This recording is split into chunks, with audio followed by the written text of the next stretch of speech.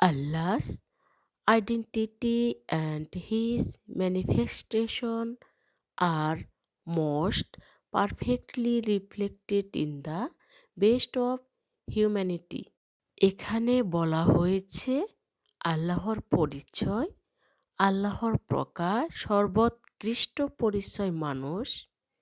এর অর্থগুলো হচ্ছে আল্লাহস মানে আল্লাহ, আইডেন্টিটি হলো পরিচয়, ম্যানিফেস্টেশন হলো প্রকাশ বা অভিব্যক্তি, মোস্ট পারফেক্টলি অত্যন্ত নিখুঁতভাবে, রিফ্লেক্টেড প্রতিফলিত হওয়া, বেস্ট অব হিউম্যানিটি অর্থাৎ মানব জাতির সর্বোত্তম অংশ বা সর্বোৎকৃষ্ট মানুষ।